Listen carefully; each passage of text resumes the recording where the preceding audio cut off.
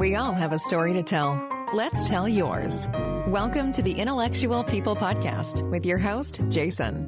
Come together and listen to journey stories and more from interesting people. Welcome your host, Jason.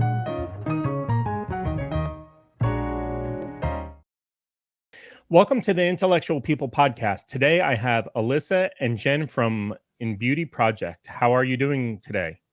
We're great. We're doing good. We're happy to be here. Thank you for having us.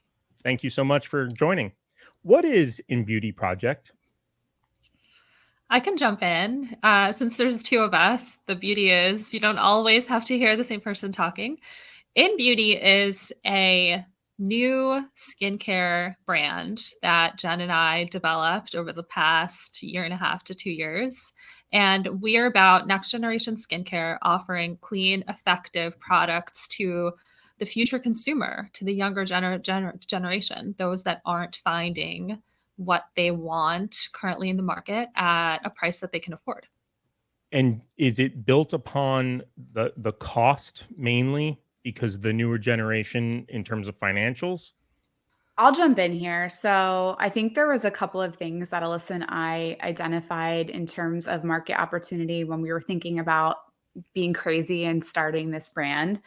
You know, the first thing was, this was about 5-6 years ago, Alisa, but we were working for another brand together. And one of the key trends that we were seeing was wellness. People were really starting to focus on not only what they put in their body, but also what they put on their skin. And so what we saw was a lot of really great brands like Drunk Elephant and Beauty Counter start really talking about that and educating the consumer. But what you saw was really high price points for those products. So you're thinking about an average product price point of $60, $70 plus and a regimen being $300 plus. When you think about the average US household income, which is $45,000 a year, that becomes a proposition for most people that they just can't even consider. We don't want to have people think, can I, have a self-care routine with great skincare, or do I have to pay my rent this month? That shouldn't be a conversation that one has to ask themselves, right? So that was the first thing we were really noticing was the price points of these clean, effective skincare brands were extremely high. The second thing we noticed was the branding in the market all started looking the same. Glossier, which we're huge fans of, has done such an amazing job really owning millennial pink and really building a branded community around that millennial pink. But then you started seeing a lot of other brands, which we won't name, but a lot of other brands starting to copy the pastel pink or pastel peach, and it became a sea of pastels or white bottles with leaves on them. And so we like to say, we wanted to go the opposite direction. Love it or hate it, you can't forget it. Our packaging is super bold and bright. It's also a way to really build a community around the fun of the packaging and the boldness and the brightness, whereas we see a lot of color brands really taking advantage of that fun type of packaging. You don't really see it in the skincare world. So we're trying to bring that sense of community and that sense of fun into skincare as well. And then the third thing we saw was that, back in the day when you had the heritage brands like Estee Lauder and L'Oreal and Clarins, and they're really, targeting who was the person that was spending the most on skincare at the time, which was Caucasian women in their 40s and 50s who were dealing with dryness and wrinkles. And I think we've come such a long way from that, but because I will say a lot of times skincare brands or color brands in the market tend to look at what's previously done and kind of copy it because they're like, oh, that worked, so let's keep it going. But what we noticed is when we started the brand, we actually polled a lot of consumers and just asked them, like, what are your top skin concerns? And I'll tell you, dryness and wrinkles was not in the top 5.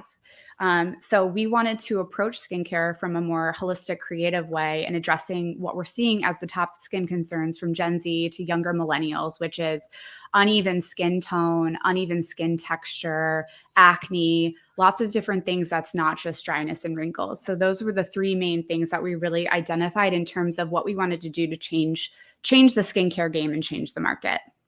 It's great. How did INNBeauty Project come about? How did the two of you meet? How did we get started and become what it is today? So I'll speak for myself here, but I've worked in the beauty industry for my entire career, and I've worked for some beautiful brands and founders and CEOs. And that was always enough for me. I'm in love with marketing, branding, really connecting a consumer to a product and creating a need or building a brand.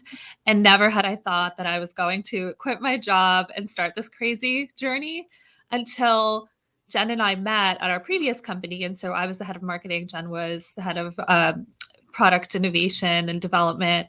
And we just really clearly saw this white space, which is what Jen explained. Clean beauty was too expensive, too millennial pink, and wasn't catering to this next generation, the younger audience. And we just couldn't get this idea out of our heads that, there's this brand that needs to exist and it doesn't. And it started as a really light conversation about, what if this, like, what if we create this product, and what if it looked really bright and fun, and can you imagine what the Instagram feed would look like, and the kind of content partners we would work with. And we just couldn't let it go. That was really it. And so one day we looked at each other and we said, like, we can't let this go. We owe it to ourselves, our passion for the industry and our passion for beauty and the consumers, to try this out. So one day we looked at each other, we said, okay, we're going to make this happen. We're going to try. We know that out of 100% of startups and new companies, I think it's like less than 5%, like 2 or 3% actually succeed. And I think the term succeed is also kind of vague, but we couldn't let it go. So I'd say the first conversation about this started like 5 years ago.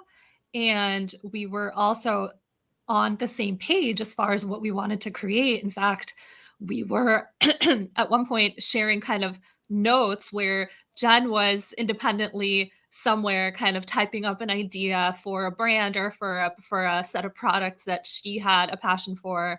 And this was independent of knowing each other even before we had met in our previous roles.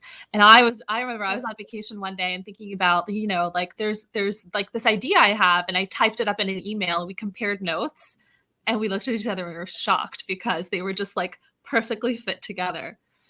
And that's how it all started. It wasn't, we didn't have like this big business plan or this big case study or someone that came to us and said, here, we're going to throw a bunch of money at you. Can you create a brand? It was really like from our hearts, from our passion, and also from knowing the playbook, working for a bunch of big companies, small companies, founders, knowing what it takes to succeed, which was also crucial. Yeah. Great. Did you find, Alisa, as a marketing director for a large company, that this idea of INNBeauty Project was not interesting to them because of the market share? Why would this product not work in a large scale company? I actually think the opposite. Having experience at the L'Oreal's and Procter & Gamble's, the number one goal, challenge, objective is how do we acquire and bring in a younger consumer so that he or she can grow with the brand for the next 10, 20, 30 years. And that is the biggest challenge with all of the larger companies, because they have an aging consumer that will, by marketing terms, die and kind of wither away at a certain point. And so the hot topic is always, how do we create something so fun, so exciting that we're capturing the teens, the 20s, the younger millennials, the older millennials. And so in fact, the reason why we set out on this journey is because we knew how attractive this proposition was. If you look at the skincare landscape and the heritage brands, what Jen mentioned, the Lauders, the Cliniques, they're a bit stale. And I'm not afraid to say it. And this is why we wanted to really disrupt. We wanted to disrupt with color, with marketing, with product benefits, with price point. Why should you have to pay $50, $60, $70, $80 for a moisturizer? Because those are really attractive margins at a large company. Well, I think if you get creative, and this is where Jen's expertise comes in, you don't have to. You can charge 20, 30. So in fact, it's the opposite. I think this type of business model and this type of brand will fly at a big company. And so that's really our hope. Great. Can you each describe what your exact job roles are? Clearly, Alisa, you're in the marketing and you mentioned what Jen does, but if you can dive a little bit deeper into what you actually do and how you do it, that would be great. I mean, I'll start here. So I think we each have our, professional realms that we came from. But honestly, being a co-founder of a brand it's a whole different type of territory. You really do so much more. And I'm not afraid to share that, Alyssa and I pack boxes out of our home for better part of a year. And it would be 6 hours a day. We'd be in there packing boxes and running them to the UPS and the post office. And there's really like no job too small or too large. And you have to be able to embrace all of it and learn as you go. I'll say, like, technically, my role has always been product development, innovation and operations side of things. So managing the pipeline from kind of concept to, what I want it to feel like, what I want it to smell like, what I want it to do in terms of efficacy. I'm a huge lover of different types of ingredients. So studying all of the, medical journals and clinical studies on all of these really great ingredients, so that we can be at the forefront of innovation. I also manage all the, manufacturer relationships. So making sure everything goes smoothly from the lab to production and all of that. But like I said, in addition, there's a lot of other things that you do as a co-founder as well that are a little bit outside of your typical realm of job role. Yeah. And if you don't mind, Jen, if we can get into the technical details of the research and development that you're doing, I presume that you mentioned a lab, that you do have a lab that's contracted for INNBeauty. Is that correct? Yeah, so we work with a couple of different contract manufacturers. We have one in South Korea, we have two in the US, that we're currently working with, that we've built really strong relationships with. I've personally worked with them for a long time, so before INNBeauty as well. So I knew, these are large FDA audited facilities that can really scale with you as you grow, which is important to me, because a lot of times I think if you don't have the experience, you start with smaller, really mom and pop manufacturers. There's nothing wrong with that, but then you have a really hard time taking it from that couple of thousand of units to, 500,000 to 1,000,000 units. And so that scalability is super important when you're looking for a manufacturer. But the way we typically work with our manufacturers is I will think up an idea, usually work with Alisa on that. And then we, really like lay out every single thing that we want and we don't want the formula to be in terms of texture, absorption, smell, efficacy. What ingredients do I want in there? What percent, what medical studies back those up? And then I work with the chemist directly to make that come to life.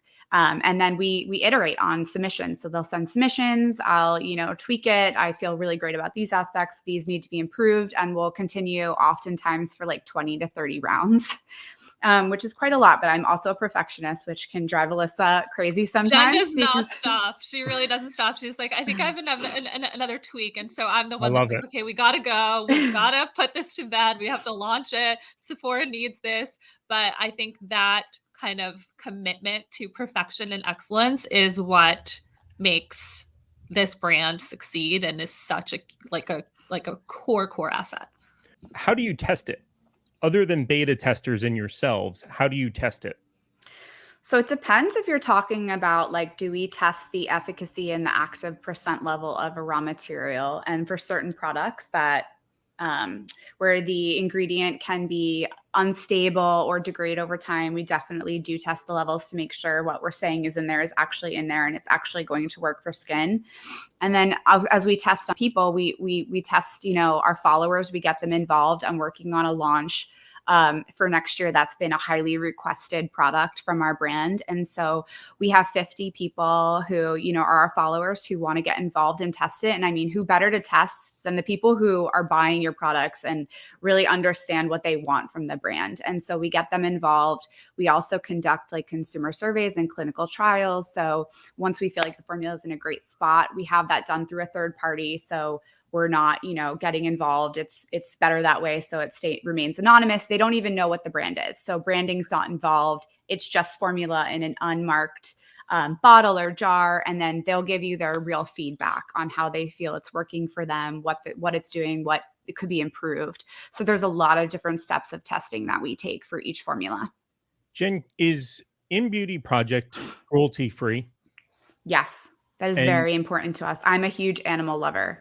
So in my opinion, there is no reason really to be using animal-derived ingredients or be testing on animals. And we even hold our, our raw material manufacturers to the same standard. So I know a lot of times people will say, oh, we're cruelty-free, but then people will be like, well, what about your raw material manufacturers? You have 50 ingredients in each ingredient. Are each of them held to that standard? And they are. Our manufacturers are as well. So it's incredibly important to us as a brand. Okay, so they're cruelty-free is deeper than what it looks like on the surface. It is, yes. I will say there's a lot that goes a lot deeper than the surface, including sustainability as well, which is a whole different topic. But yeah, there's a lot of things that are marketing buzz terms that go a lot deeper. But it's very important to us to put our money where our mouth is, so to say, and everything we do is vegan and cruelty-free. And you also mentioned, if you don't mind, about your products being, or your suppliers, I should say, are FDA approved, correct? Our manufacturers are, yes, large FDA audited facilities. Now, does that mean that the product that they're producing falls under that umbrella as well? No, not necessarily. So there is a category of products, which we are working on a few at the moment, that are considered OTC, which stands for over the counter. Those are FDA regulated products because you're making like an actual like medical claim on the packaging, like, helps with eczema or helps with acne. So those types of things, the FDA is involved, and it's a very strict process. Everything else is a little bit of like the wild, wild west, which is why it's so important to be able to trust the brand that you're buying products from and trust the manufacturer that you're working with, because the FDA does not regulate those products. So you're telling me, and every person watching and listening, that their mascara, lipstick, blush, eyeliner is literally unregulated of what they're putting on their face and around their eyes? Yeah, we don't ban a lot of ingredients in the US. Like the EU bans 1,400 plus ingredients. We're not there yet. Wow. And there's a lot of polarizing viewpoints to either side. But it's not a very regulated space. That's why we're very careful to only work with facilities that are FDA audited, meaning that their whole facility has to be up to a certain standard in terms of how they clean their facility, what their ventilation systems are, how many shifts they have their employees working to make sure that their employees aren't too tired and making mistakes. They weigh and QC every raw material that comes in. They QC all of the packaging. So it's why it's very important to make sure that you're working with very trustworthy manufacturers. Without mentioning names, Jen, if you don't mind, is it feasible that large companies, well-known household cosmetic name brands, are producing products that, in your opinion, are frightening? I think that's a loaded question, to be honest. It is. I will say typically larger companies do usually work with larger FDA audited facilities because they need that scalability and they need that trustworthiness. Because if somebody's using something and they have a reaction, let's say their face, they burnt their face with the product, and, they have like 50 to 100 people who write in about this, or thousands of people who write in about this, then they could get sued. That's a lawsuit waiting to happen. So I will say larger companies tend to be careful with the manufacturers they're working with. I'd be more concerned I don't want to because I don't know every, shop on Etsy and things like that. But, I think I'd be more concerned with people who are making it, at smaller facilities, or they're trying to make it preservative free, which is a whole nother type of movement. And a lot of people are making it in their kitchen. And I think that's where you can get in a lot of trouble because you're not using the right preservatives. I know a lot of people are anti-preservatives, but honestly, in a formulation that's touching your face, near your eyes, near your mouth, if any kind of bacteria, yeast, or mold can be growing in that formula, you really do not want to be using it. So I would say I'd be more concerned with the smaller, more less developed companies who are creating products. Understood. Thank you so much. Appreciate that. Yeah. Alisa, marketing. Yes. Do you do all the branding as well? So everything's a collaborative effort. When Jen and I first decided to do this, we were really set on bright and bold. And thankfully, we have along the way met some incredible creative talent, and we took a very different approach and a different road when we were thinking about what does this brand look like. We definitely had a collective vision, but we needed the right talent, the right creative talent to bring it to life. And our initial agency that helped us with the branding, the look and feel, the packaging design, we found randomly on Instagram on an account called The Die Line. And so anyone that knows creative packaging knows that the die line is basically the blueprint for a package. And so you start off with this blueprint and you layer colors, copy, everything on top of that. And we reached out to a couple of different companies, design agencies that were global in scope. There was one that we talked to down in Mexico City, one in the UK. And we basically said, you know, we want to disrupt. We don't want your traditional beauty brand. We want something that looks and feels really urban, really cool, really different, that will appeal not to just women. So when thinking about Millennial Pink, we wanted a brand that was inclusive in nature. And this one company in particular, they're called Analog. They're based in Leeds, UK, gave us something that blew our minds. They took exactly what we had in our brains and had been thinking and talking about and trying to create like Pinterest boards and PowerPoint decks of, and they made a brand out of it.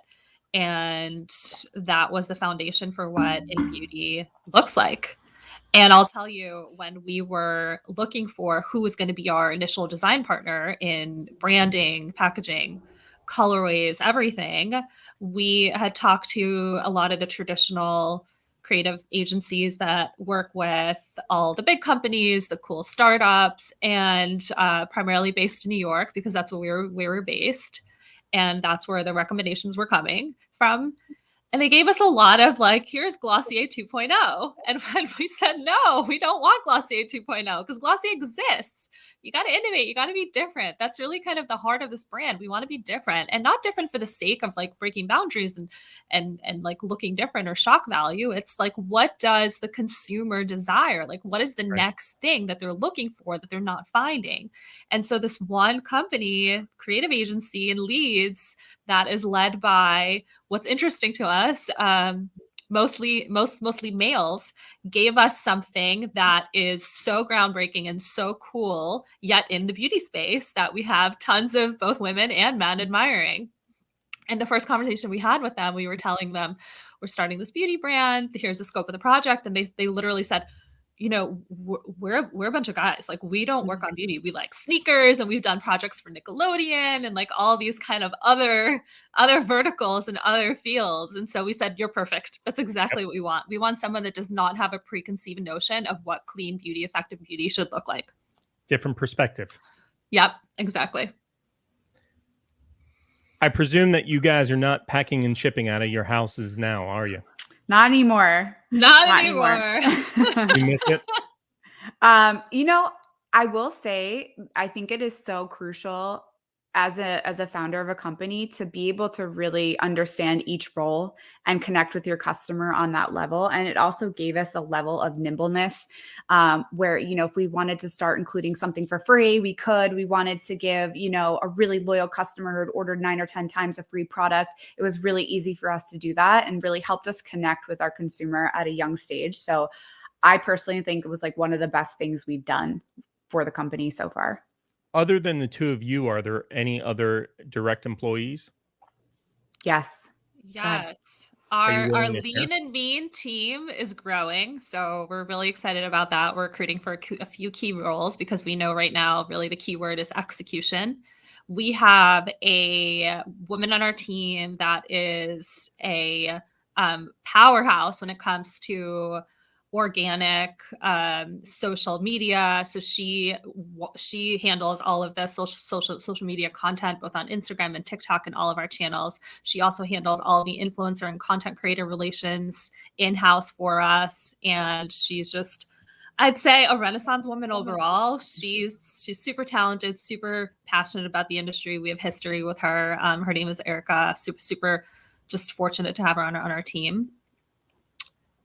And then we have someone, yeah. Go Yeah, I ahead. was going to say we have a very strong head of operations who's come in to really help us plan out inventory and make sure that we deliver on these goals with Sephora. One of the most important things is staying in stock, and everyone right now is really struggling with supply chain issues. Shipping is a mess. Air freight is extremely expensive. So making sure we're really getting ahead of it and planning a year to 18 months in advance is what we're looking at now. And she's just done such a wonderful job coming in to help with that demand planning. You're mentioning Sephora, and I think it's important for you to describe what Sephora is to the listeners so they understand that INNBeauty Project has become quite a large name now, right? Landing in Sephora. I mean, I'll just say, like, personally for me, Sephora is the pinnacle of beauty retail. You want to know what's hot, what's cool, you want the best of the best, you walk into Sephora. That's always Yeah. been my kind of like mecca of beauty, even growing up and working in the industry. What was the day like when Sephora signed that contract Oh my and God, it's you guys walked in there? so surreal. I think that, you mentioned like where we started in college, and a little bit different to Alisa. Like I always like dreamed of having a brand. And I would go to Sephora in the city on the weekends while I was in college with my friend Liz. And we would just look at all of the amazing products and just dream up like what it would be like to have a brand in Sephora. So it's such a surreal thing. They are the marquee brand builder. They've done such a wonderful job taking so many indie brands and making them household names. And what I really love and respect about them as a retailer compared to other retailers is that they're really formula and innovation first versus trend. So they're really all about building brands with longevity, which we're very aligned with in that sense. We're not, even though we're really fun and bold and bright, the heart of our innovation is really in formulation that is going to work and something that you're going to want to repurchase and grow with the brand and continue to use the routine. So that's something we're extremely aligned with them on. Are you guys trying to grow the brand into other retailers? I'd say right now it's like so early. We Yeah. just this past month in October rolled out to all of the Sephora brick and mortar doors. So we're in about 490 doors with Sephora, and then there's additional distribution with the Sephora X Kohl's partnership that is recently announced and come to fruition. Everything we do from the minute we wake up to the minute we go to sleep is about how do we support this brand, support this rollout. It's do or die. This is so critical. So trying to think of future expansion right now is just extremely premature. Yeah. And Sephora has been really, really great to us. They acutely understood what we stood for. They understood the white space that we help fill that gap within their portfolio. And Sephora is really the name of the game right now for us. Yeah. What products, if you're willing to say, does INNBeauty Project have coming down the pike here? Oh, we have a lot of good stuff. Oh yeah. We have to keep our innovation really close to our chest, just because there are people out there who probably, have eyes on all the brands, especially brands that are in Sephora, and want to try to beat us to the punch. So I will say we can't really share what's coming up, but I will expand upon a little bit about our development strategy. Now knowing that we're in Sephora and knowing that the Sephora consumer is so smart. They are so knowledgeable on ingredients. They are looking for, the most well-studied ingredients. They're looking for things with serious efficacy. And our first real launch that we tailored directly for Sephora is our top seller.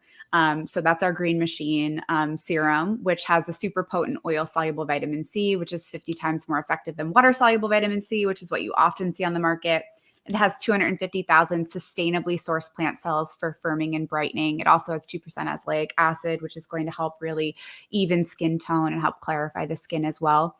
So that's been our top seller. It's really a very efficacious, jam-packed formula, and we're seeing the Sephora consumer really respond to it. So our innovation pipeline moving forward is more of that type of stuff. Very highly efficacious, jam-packed with ingredients, a holistic approach that the skin's concerned we're trying to solve.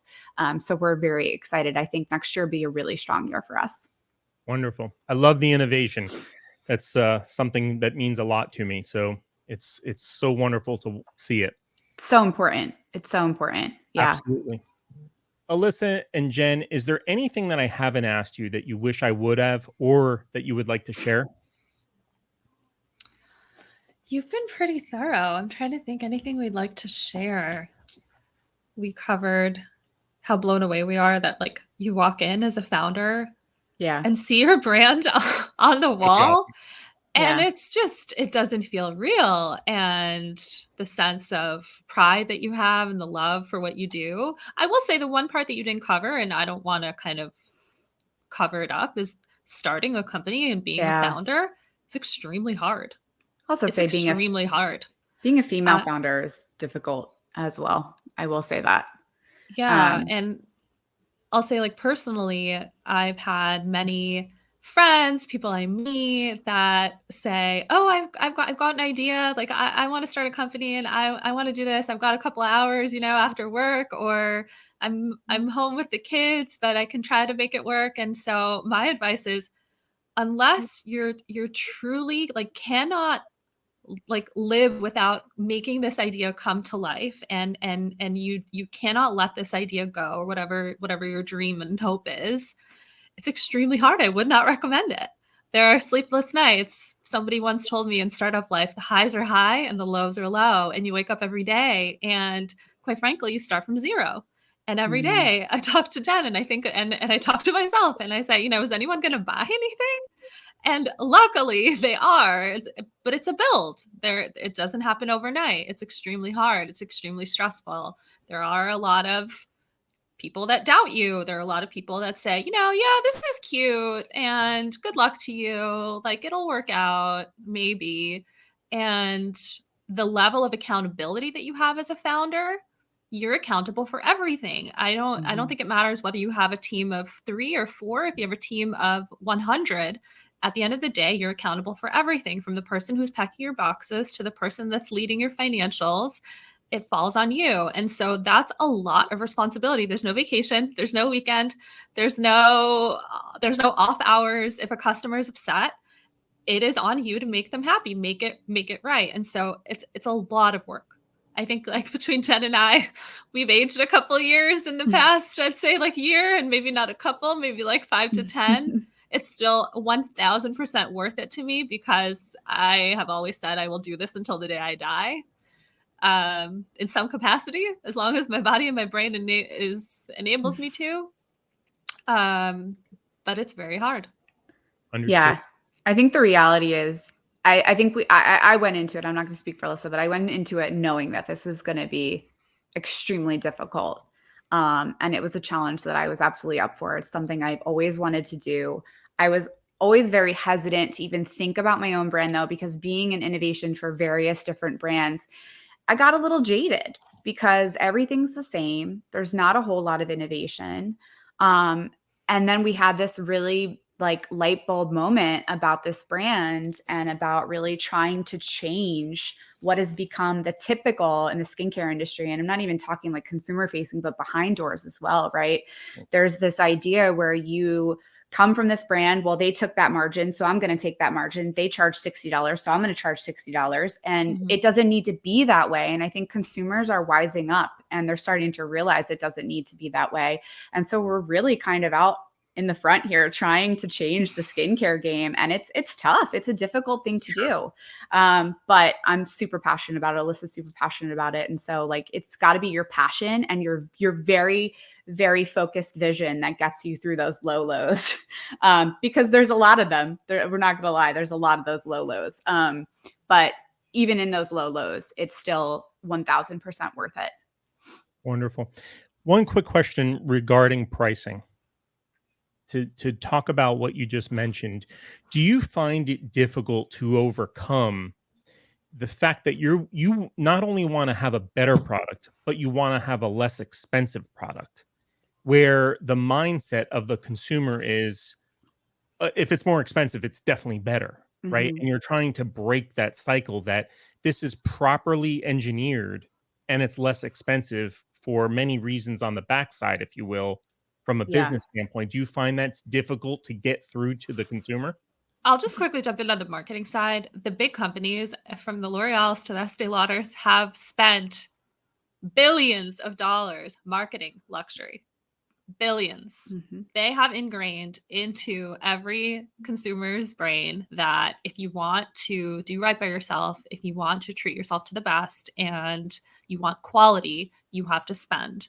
They have literally, it's been generations upon generations of that type of thought leadership and Mhm. marketing that what we're doing is really, it may not seem that way, but it's groundbreaking and it's innovative that we are next to those higher price points at Sephora. Those are our neighbors to the top, bottom, left, Mhm. and right.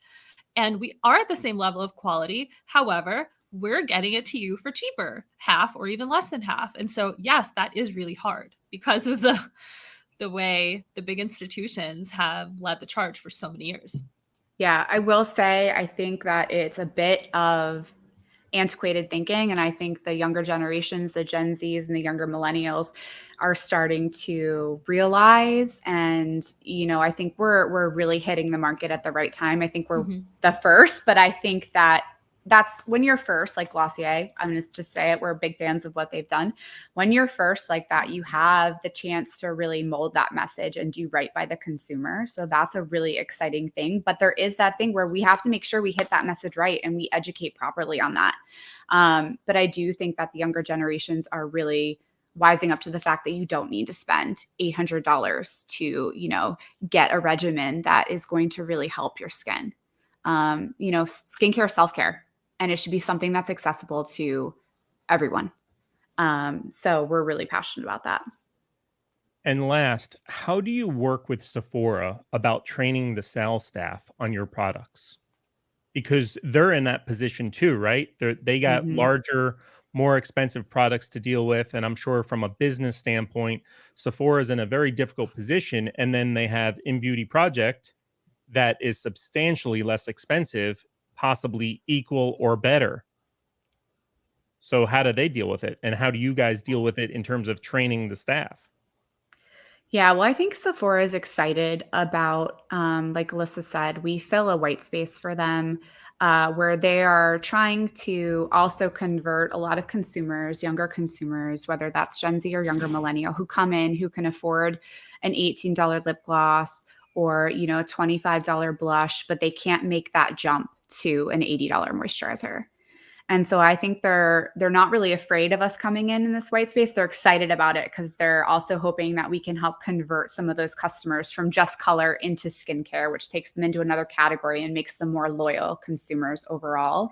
But I will say we closely work on education with Sephora. It's going to be a key thing for us to really stand out and explain why we exist and why we're different and why we're here. And I think it's done in a very delicate way as to not be negative to other brands, but to also showcase our positive points and what we're trying to do for the skincare industry as a whole. But it's a very close collaboration. And it's gonna take a build, like Alyssa said, everything's a build. We can't go in there and expect everyone on day one, the day we're on the shelf, to understand who we are and what we're trying to do. And it's gonna take a field team, and we're working on building that out right now. And so we're gonna have people who, are in beauty, people go into the stores and really talk to them and explain to them why we were so passionate about making this brand.